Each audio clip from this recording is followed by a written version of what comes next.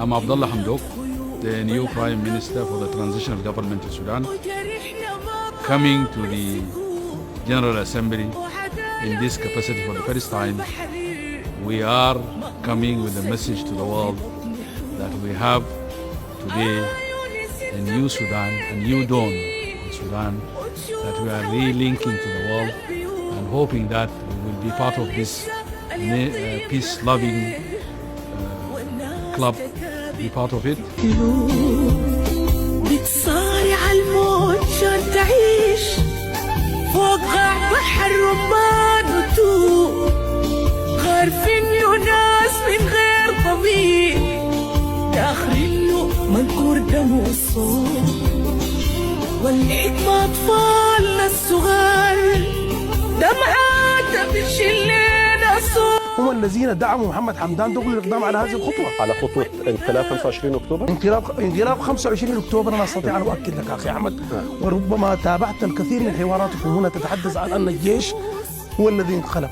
الذي انقلب على السلطة هو محمد حمدان دغلو في 25 أكتوبر. 25 أكتوبر وساق معه البرهان الذي مول هذه العملية. أنا مسؤول أمام هذا الأمر. وماذا كان يفعل البرهان؟ البرهان كمؤسسة عسكرية كان هناك اتفاقا على إجراء تغيير سياسي قبل 25 أكتوبر. أخي خليل، قرأ بيان الانقلاب إذا صح هذا التعبير الفريق البرهان، من أكد على أن هذا تحول للديمقراطية وأنه تصحيح مسار كان الفريق أنا أستطيع أن أؤكد، من دافع عنه إعلاميا كان الفريق البرهان. أنا أستطيع أن أؤكد لك أن الخطة التي كانت تجري في سياق إجراءات 25 أكتوبر ليست انقلابا عسكريا، بل كانت ترتيبا بين القوى المدنية والقوى العسكرية لإجراء تغيير سياسي بحل الحكومة وتشكيل القوى المدنية الأحزاب التي طلع الحرية والتغيير. الصبر سهم الغدر باظن يلو، يا كنا عزة يا القبر، سودان ما فرجة شموع،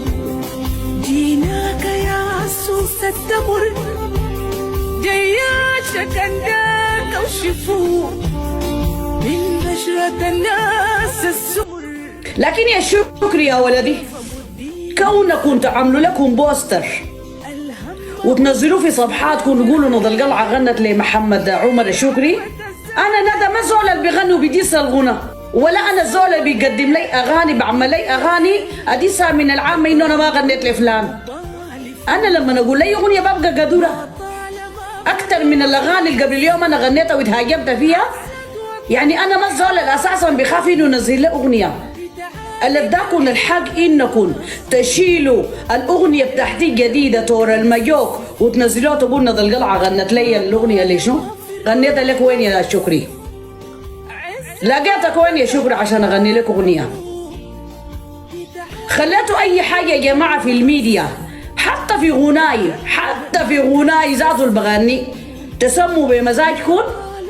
في الروح نفس عزة وطننا محال تموت، تتعالج الحلم المغص اجانا من كاس السفود، ما طالما في الروح نفس عزة السودان محال تموت، تتعالج الحلم المغص اجانا من كاس السفود.